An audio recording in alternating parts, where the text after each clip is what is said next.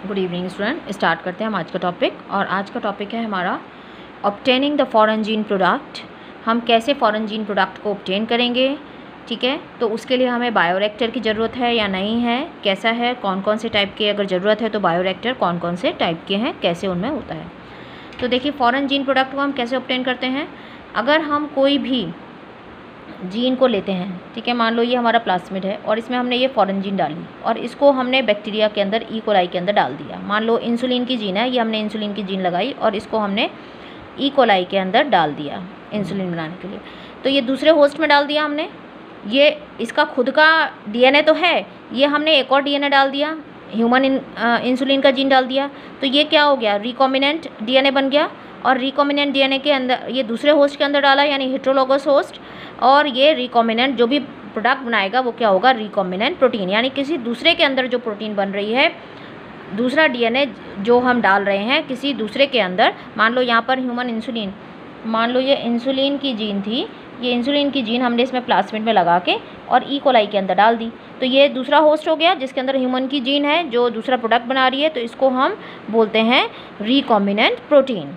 So if any protein encoding gene is expressed in a heterologous host, तो उसको हम क्या बोलेंगे, रिकॉम्बिनेंट प्रोटीन। यानी किसी दूसरे के अंदर अगर हम कोई डीएनए डाल रहे हैं, दूसरे का जीन डाल रहे हैं, तो वो जो प्रोटीन बनाएगा वो क्या कहलाएगी, रिकॉम्बिनेंट प्रोटीन। और वो होस्ट क्या हो गया, यानी ई कोलाई क्या हो गया, हेटेरोलोगस होस्ट। और ह्यूमन इंसुलिन जीन जब यहाँ पे बन रही है, ह्यूमन इंसुलिन बन रहा है, तो वो क्या हो गया, रिकॉम्बिनेंट प्रोटीन, ठीक है। तो अब अगर हमें मान लो इंसुलिन बनाना है, तो एक मेथड तो हमारा ये है कि हम प्लास्मिड में लगाएं और ई कोलाई में डाल दें और धीरे धीरे हम उसको लैब के अंदर बनाते रहें। पर हम कितना बनाएंगे, इससे तो हमारा अमाउंट बहुत कम बनेगा, थोड़ा थोड़ा अमाउंट बनेगा, हम कितनी देर तक इसको बनाते रहेंगे। तो एक मेथड तो ये है कि धीरे धीरे थोड़ा थोड़ा प्रोडक्ट बनाना है तो हम लैब में इसको ई कोलाई के अंदर डाल के प्लास्मिड के थ्रू और बना लें। पर अगर हमें बहुत लार्ज अमाउंट में चाहिए, करोड़ों शीशियाँ चाहिए इंसुलिन की डायबिटीज़ के लिए, तो हमें क्या करना पड़ेगा, इसको लार्ज स्केल पे बनाना पड़ेगा। तो उस लार्ज स्केल के लिए हमको बायोरिएक्टर्स की ज़रूरत पड़ेगी, यानी बैक्टीरिया को जो कल्चर कराएंगे वो हम लार्ज स्केल पे कराएंगे। ये हम स्मॉल स्केल पे नहीं कराएंगे, लैब के अंदर थोड़ा सा कल्चर प्लेट पे डाल के हम ग्रो नहीं कराएंगे। तो इसको जो हम कल्चर कराते हैं वो भी हम दो तरह से कराते हैं, पहले इसकी बात करेंगे फिर हम बायोरिएक्टर। तो लार्ज स्केल पे प्रोडक्ट बनाने के लिए हमको बायोरिएक्टर्स की ज़रूरत पड़ती है। तो हम जो बैक्टीरिया का कल्चर कराते हैं, बेसिकली हम ग्रो करा रहे हैं ना बैक्टीरिया को। जब बैक्टीरिया ग्रो करेगा तो ये भी मल्टीप्लाई होगा, तो हमारा प्रोडक्ट भी बनेगा। तो हम दो तरह से इसको कल्चर कराते हैं, एक होता है बैच कल्चर, एक होता है कॉन्टिन्यूस कल्चर। तो एनसीईआरटी ने खाली कॉन्टिन्यूस कल्चर का नाम दिया हुआ है, बैच कल्चर का नहीं दिया। सो बैच कल्चर क्या होता है कि एक बार हमने मीडियम डाल दिया, मीडियम बेसिकली है क्या, यहाँ न्यूट्रिएंट मीडियम, जो खाना है, फूड है किसका, बैक्टीरिया का, और डाल दिया बैक्टीरिया एज ए इनोकुलम। तो अब जितना हमने डाला है उसके अंदर उतना ही बैक्टीरिया है और उतना ही न्यूट्रिएंट मीडियम है। बैक्टीरिया यहाँ पे ग्रो करता रहेगा, मल्टीप्लाई होगा, और जब ये मल्टीप्लाई होता है तो कुछ टॉक्सिन्स भी रिलीज़ करता है। प्रोडक्ट तो बन ही रहा है, तो ये न्यूट्रिएंट मीडियम खाता रहेगा, अपना आपको मल्टीप्लाई करता रहेगा, हमारा प्रोडक्ट बनता रहेगा। पर ये एक लिमिटेड टाइम तक रहेगा जब तक न्यूट्रिएंट मीडियम है। जब तक न्यूट्रिएंट मीडियम है तब तक बैक्टीरिया ग्रो करेगा, अपना नंबर बढ़ाएगा, ग्रोथ होती रहेगी। और जब न्यूट्रिएंट मीडियम ख़त्म होगा तो क्या होगा, टॉक्सिन्स का अमाउंट ज़्यादा होता जा रहा है, तो ये बैक्टीरिया ही आपस में मरने लग जाएंगे। तो इसका अगर हम ग्राफ देखते हैं तो इस तरह से आता है। मान लो ये टाइम है, ये ग्रोथ है। तो पहले होती है लैग फेस, फिर होती है लॉग और एक्सपोनेंशियल फेस, और फिर स्टेशनरी फेस आ जाती है। इस तरह से रुक जाती है, क्योंकि पहले तो धीरे धीरे ग्रो करेगा, 1 से 2 बैक्टीरिया बने, 2 से 4, 4 से 8 बने, तो नंबर धीरे धीरे बढ़ेगा। तो धीरे धीरे ग्रोथ होगी, इसलिए लैग फेस देखो यहाँ पे कम है तो ये लैग फेस होगी। फिर धीरे धीरे जब नंबर बढ़ गया तो ग्रोथ ज़्यादा होगी, जिसको हम लॉग और एक्सपोनेंशियल फेस बोलते हैं। और फिर जब वो ख़त्म हो गया न्यूट्रिएंट मीडियम तो ये स्टेशनरी हो जाएगा, यानी सिग्मॉइड कर्व। इसको हम क्या बोलते हैं, सिग्मॉइड कर्व। तो बैच तो ये है कि जितना है बस उतना ही बनेगा और उसके बाद ये ख़त्म हो जाएगा और ये बैक्टीरिया भी मरने लग जाएंगे। पर दूसरा जो है कॉन्टिन्यूस, कॉन्टिन्यूस का मीन ही है कि वो कॉन्टिन्यूटी में चलता रहे। तो इसमें क्या करेंगे, हम न्यूट्रिएंट मीडियम डालेंगे, बैक्टीरिया डालेंगे एज ए इनोकुलम डालेंगे, बैक्टीरिया मल्टीप्लाई करना स्टार्ट करेगा। और यहाँ पर हम ऐसा नहीं करेंगे कि हम इतना ही छोड़ दिया हमने न्यूट्रिएंट मीडियम और बैक्टीरिया अपना टॉक्सिन बना के ख़त्म होता रहे, ऐसा नहीं करेंगे। हम यहाँ से जो ओल्ड प्रोडक्ट है उसको निकालते जाएंगे, जो हमारा ओल्ड मीडियम है उसको हम निकालते जाएंगे, प्रोडक्ट भी हमारा आता जाएगा। मान लो इंसुलिन बन रहा था तो इंसुलिन भी हम निकालते जाएंगे, हमारा ओल्ड मीडियम बाहर आता जाएगा और न्यू मीडियम हम यहाँ से न्यू मीडियम जो है हमारा न्यूट्रिएंट मीडियम, इसमें ऐड करते जाएंगे। तो ये प्रोसेस कंटिन्यूस में चलती रहेगी, ख़त्म नहीं होगी बैच कल्चर की तरह। तो हमारे को साइंटिस्ट ने कौन सा यूज़ किया, कॉन्टिन्यूस कल्चर, क्योंकि इसमें नुकसान हो रहा था। इसमें क्या हो रहा है, एक तरफ से हम न्यू मीडियम डाल रहे हैं, इनोकुलम के थ्रू बैक्टीरिया डाल रहे हैं, वो मल्टीप्लाई कर रहे हैं, हमारा प्रोडक्ट भी बना रहे हैं, तो उस प्रोडक्ट को हम निकालते जा रहे हैं, और जो बैक्टीरिया है हमारे पुराने वाले जो ख़त्म हो रहे हैं, क्या हो रहे हैं, वो निकालते जा रहे हैं और नया हम ऐड करते जा रहे हैं। तो ये प्रोसेस कंटिन्यूएशन में चलती रहेगी, तो हम इसको यूज़ करेंगे। अब हमें कहाँ करना है ये सब प्रोसेस, ये हमें करना है बायोरिएक्टर में। सो बायोरिएक्टर क्या है, एक वेसल है जिसके अंदर हम एक साथ बहुत सारे अमाउंट में हम अपना प्रोटीन बना सकते हैं, अपना प्रोडक्ट बना सकते हैं, कुछ भी बनाना चाहते हैं। सो कंटेनर्स, या इसको फर्मेंटर्स भी बोलते हैं, containers in which large volume of culture can be processed, कितना 100 से 1000 लीटर तक का एक वेसल होती है जिसके अंदर हम अपना प्रोडक्ट बना सकते हैं।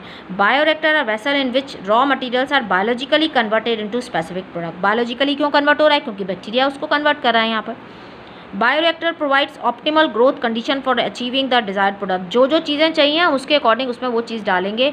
हमें कितना टेम्परेचर रखना है उसको मेंटेन रखेंगे, कितना पीएच रखना है उसको मेंटेन रखेंगे, कितना उसको जो है कौन कौन से प्रोडक्ट चाहिए वो सारा हम उसका मेंटेन करेंगे। ऑक्सीजन है, हम ऑक्सीजन देंगे। So optimum achieving the desired product by providing optimum growth condition. क्या एक पर्टिकुलर टेम्परेचर पर ही अच्छे से ग्रो करता है, पीएच भी मेंटेन होनी चाहिए, कौन से विटामिन चाहिए, सॉल्ट चाहिए, ऑक्सीजन चाहिए, वो सारा कुछ हम मेंटेन करेंगे। सो बायोरिएक्टर दो तरह के हैं, सिंपल स्टिर्ड टैंक बायोरिएक्टर और स्पार्ज्ड स्टिर्ड टैंक बायोरिएक्टर।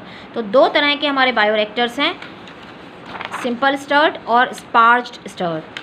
तो ये है simple stirred bioreactor. Simple stirred bioreactor में क्या है, यहाँ पर क्या करते हैं हम, ये जो लार्ज वेसल है इसके अंदर हमने न्यूट्रिएंट मीडियम डाला, बैक्टीरिया डाला, जिसको हम बोलते हैं ब्रॉथ। इसके अंदर क्या है हमारा, न्यूट्रिएंट मीडियम प्लस बैक्टीरिया। अब क्योंकि न्यूट्रिएंट मीडियम के बिना खाने के तो बैक्टीरिया ग्रो ही नहीं करेगा।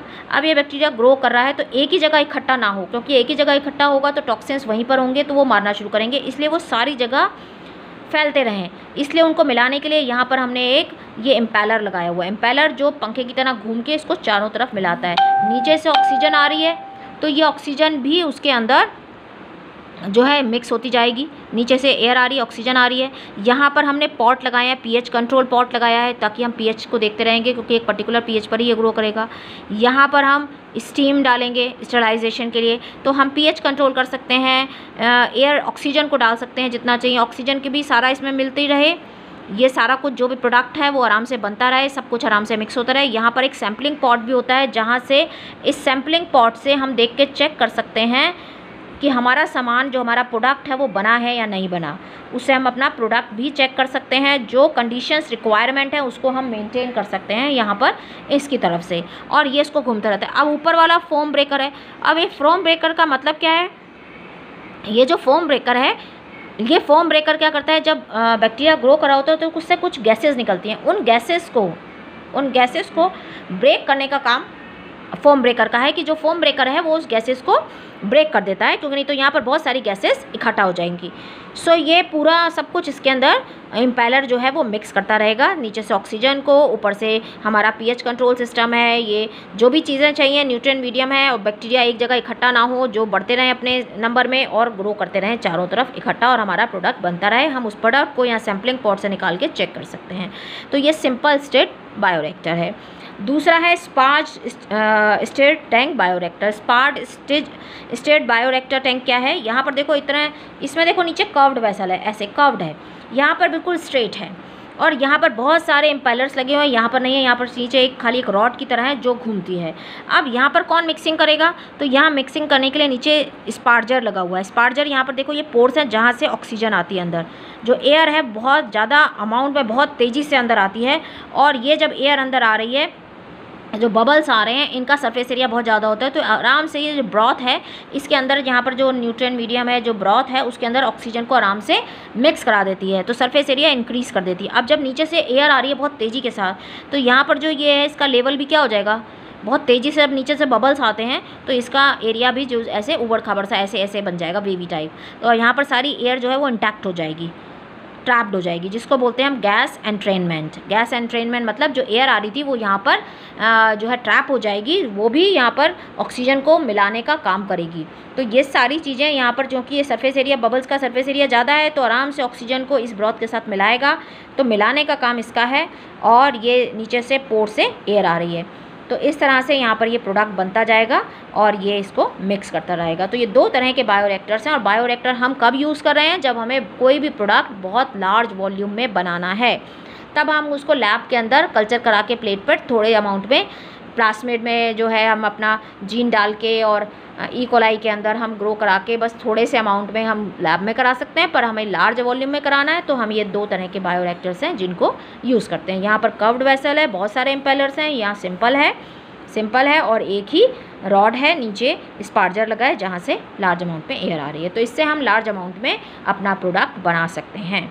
अब आप ठीक है, तो ये हो गए आपके दोनों बायोरिएक्टर के बारे में, और ये हमने पढ़ लिया बैक्टीरिया कल्चर। अच्छा, यहाँ पर मैं एक चीज़ बताना आपको ये भूल गई कि जो कंटिन्यूस कल्चर है उसका जो अगर हम ग्राफ देखते हैं तो वो हमेशा पहले तो लैग रहता है, बाद में वो लॉग और एक्सपोनेंशियल फेस ही रहता है, क्योंकि हम ऊपर से डाले जा रहे हैं, नीचे से निकाले जा रहे हैं, तो वो कंटिन्यूएशन में चलती रहती है। वहाँ पर स्टेशनरी फेस नहीं आती है, वहाँ पर पहले लैग और फिर बाद में लॉग और एक्सपोनेंशियल फेस ही रहती है, स्टेशनरी नहीं आती, जो कि बैच कल्चर में आती है। So thanks for watching, please like, subscribe and share.